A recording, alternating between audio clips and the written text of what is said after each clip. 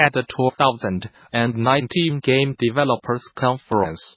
You can look forward to an amazing array of talks from speakers across the video game industry. Across the week, you will hear from industry legends, niche experts, and amazing advocates, many of whom will want to learn about you and your work as much as you do theirs. During this year's advocacy track, you will get to hear a Roblox Genevieve C. Johnson discuss the making of Roblox Jurassic World Educational Challenge.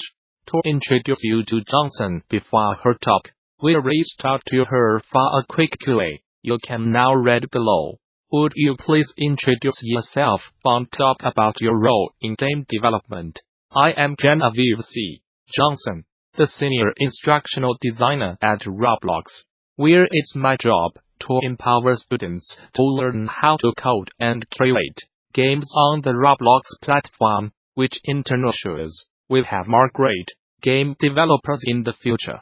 I have 10 years experience creating COURSAWA, featuring a variety of game engines, 3D software such as Autodesk Maya, and programming languages. Without spoiling it, what will you be talking about at GD? Our desire to create a strong, diverse developer community led to the creation of a self-paced tutorial on how to make a game on the Roblox platform. The program resulted in over 5 million page views and more than 270,000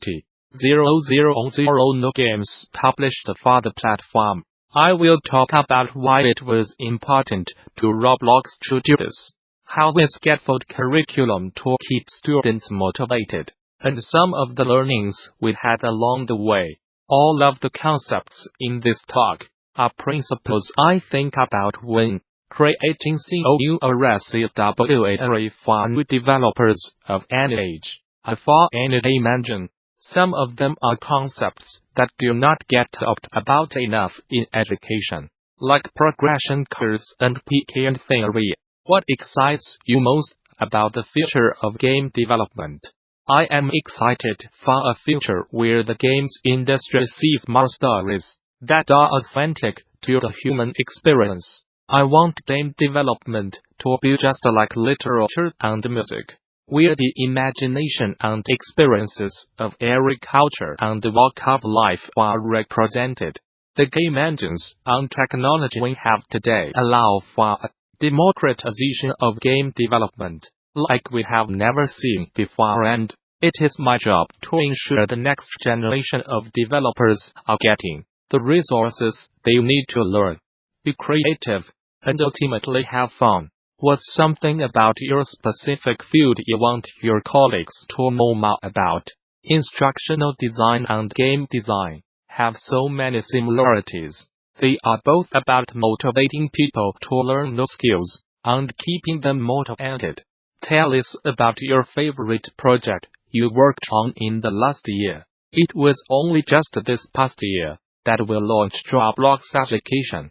I think a lot of educators muse on how they might reach even a few more students, and I feel really lucky to be part of something that's working at such scale. The initiative has given me the chance to meet and collaborate with so many great educators and organizations around the world who are looking to empower students. This is also the first time in my career that all of my work is available for anyone to use, and at no cost. Now, I can finally show my parents what I do. Bring your team to GD. Register a group of 10 or more and save 10% on conference passes. Learn more. For more details on GDC 2019 visit the show's official website, or subscribe to regular updates via Facebook, Twitter, OS. Gamasutra and GD are sibling organizations under parent company Informa. Burning Sky Games had a great start to the new year at the music and gaming festival, MagFest. Our team kept a booth running for 3 days straight, allowing guests to play Runaway at any time of day and night. It proved an incredible experience and one we hope to do again next year. Here's what stood out to our rookie team the most. If you are going to a short event, you might be able to get away with manning the booth yourself. I know I have, and it's usually not too bad. But MagFest is not a short event. It's 3 days, 72 hours to be exact, during which your game could be running. Sure, you only need someone at your booth for 21 hours of that.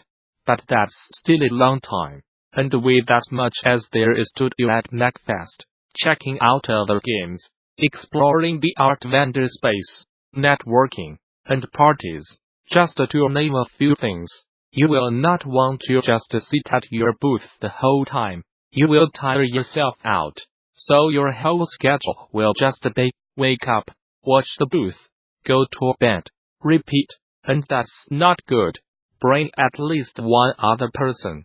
We had a team of 4, which also allowed us to engage more groups and take turns to save our voices. You can get by with just the basics: a computer, a screen, and some controllers, but that will not attract people to your booth.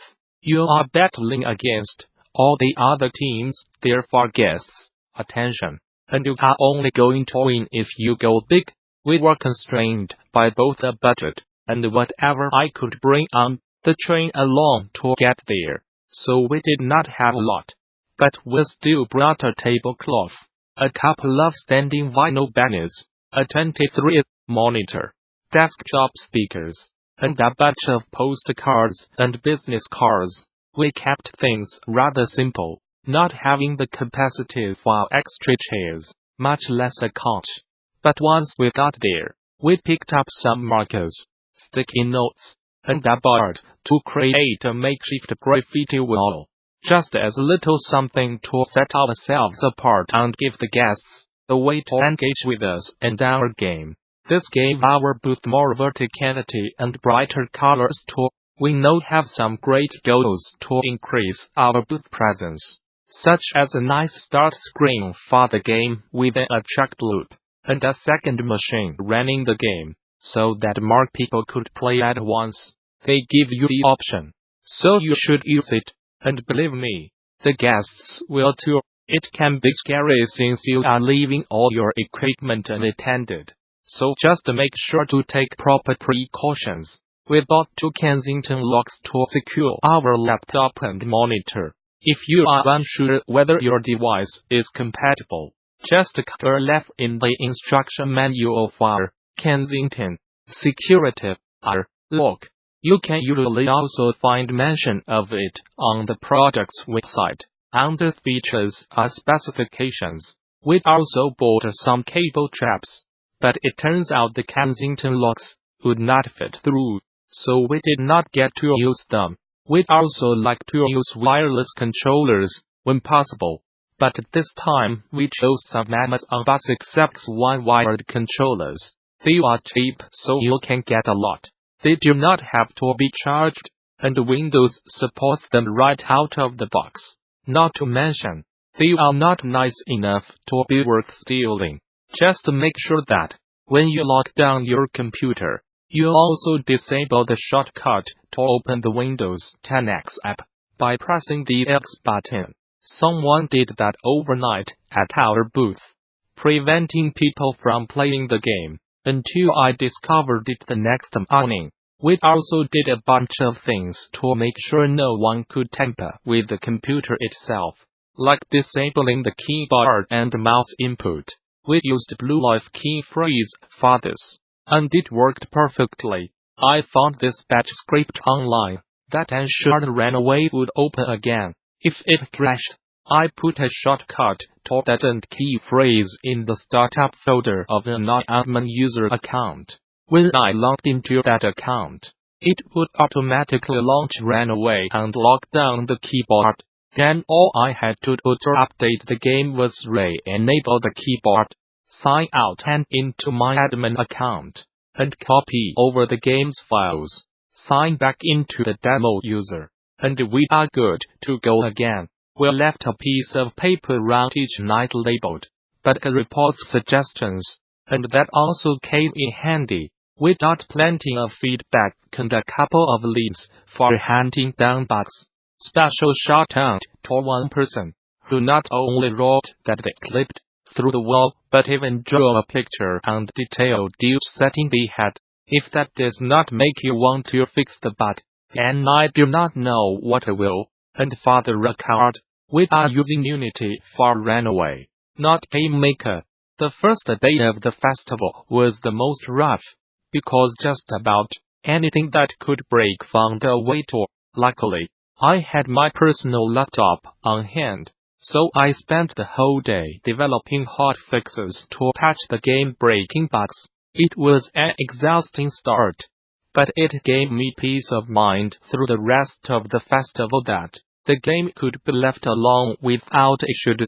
I had to fix things a few times after, but not nearly as much as that first day. Here I am in my natural habitat. You can tell I am stuck since I am staring off into space. Make sure to include a value proposition, something to entice people to sign up. At the suggestion of our awesome neighbors, Starfall Studios, I put a sign into the main menu that allowed players to submit their emails in-game. That way, we did not have to worry about handwriting. Do have no idea how many people came before them, so they would not feel like the first, and more people could give their email at once.